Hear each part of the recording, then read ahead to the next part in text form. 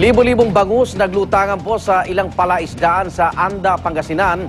Ay sa mga mangisda, lumutang na lang ang bangus na tinaguriang gataw dahil sa pagbaba ng dissolved oxygen level sa tubig. At para hindi malugi, napilitan ng mga may-ari ng fish pen na anihin po ang mga isda kahit maliit o wala pa sila sa hustong gulang.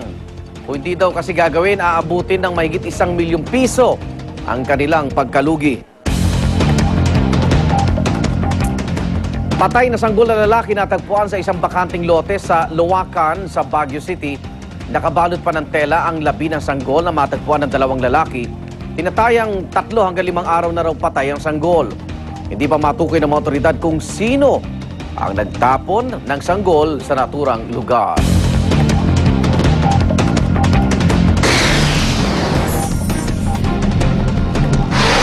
Pope Benedict XVI ipinagdasal ang mga biktima ng toxic sludge spill sa Hungary. Ikinatuwa naman ng mga debotong Hungarian na nasa St. Peter's Square sa Vatican nang malamang mismo ang Santo Papa ang nakikiramay sa kanila.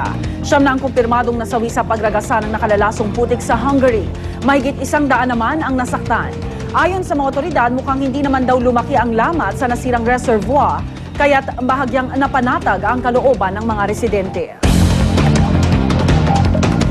17 football fans arestado matapos manggulo sa isang friendly match sa Italia. Hindi pa nag-iinit ang labanang Italy versus Serbia nang hagisan ng paputok ng ilang Serbian fans ang football pitch. Agad itinigil ang laro kahit wala pang nakakapuntos. 16 sa mga nahuli ay Serbian, isa naman ang Italian. Kasama rin sa mga nadakip ang isang lalaking may dalang ilang pampasabog. Bagong insidente, nagkagirian na ang pulisya at fans, kaya naantala ng 45 minuto ang simula ng laro. Amazing Balita! Lalaking taga-Nepal, posibleng kilalaning pinakamaliit na lalaki sa mundo. Kung mananatiling 25.8 inches o 66 centimeters itong taas ni Kagendra Tapamaga sa ika-18 kaarawan niya, inaasahang ibibigay na sa kanya ng Guinness Book of World Records ang titulong World's Shortest Man. Ang kasalukuyang may hawak ng titulo ay ang 24 anyos na Colombian na si Edward Niño Hernandez na may taas na 27 inches.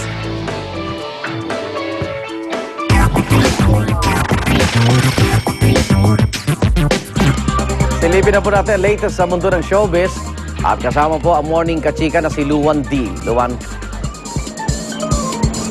Thanks, Igan. Teen popstar heartthrob na si Justin Bieber, mainit po na sinalubong ng daang-daang fans sa Tokyo, Japan. At kahit maulan ng panahon, matyagang naghintay ang kanyang mga tagahanga para naman masilayan ang kanilang crush at idol. Nagkaroon pa ng pagkakataon ng iba para makapagpa-autograph at makuhanan siya ng litrato at video.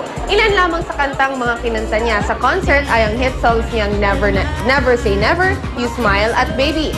This is Bieber's 3rd visit in Japan.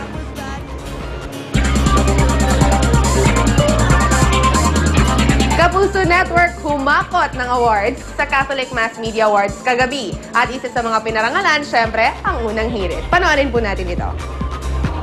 Welcome to the 32nd Catholic Mass Media Awards. Big winner ngayong gabi sa ika-32 Catholic Mass Media Awards o CMMA ang GMA. 16 na parangalang hinakot ng Kapuso Network habang nakasungkit naman ng isang award ang Q Channel 11. Unang hirit, Kabilang sa mga pinarangalan, ang paborito niyong kabarkada sa umaga, ang unang hirit bilang Best Public Service TV Program. Best News Program ang saksi para sa episode na Maguindanao Massacre. May special citation naman ang 24 oras at Balitang Bisdak ng GMA Cebu. Best Adult Educational and Cultural Program ang Kapuso Mo Jessica Soho. Wagi rin bilang Best Talk Show ang programang Kandidato ni Arnold Clavio noong panahon ng kampanya. Ba't ba ako gumigising na umaga o ba't ba ako napupuyat sa gabi o yung mga tanong na natutulog ka pa ba? Ito na yung mga sagot, no? And salamat and I will work hard pa.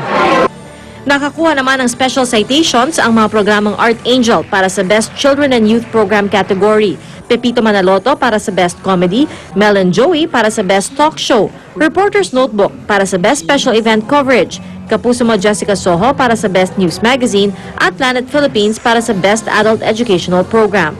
Yes, of course. I enjoy working with Youth and Public Affairs.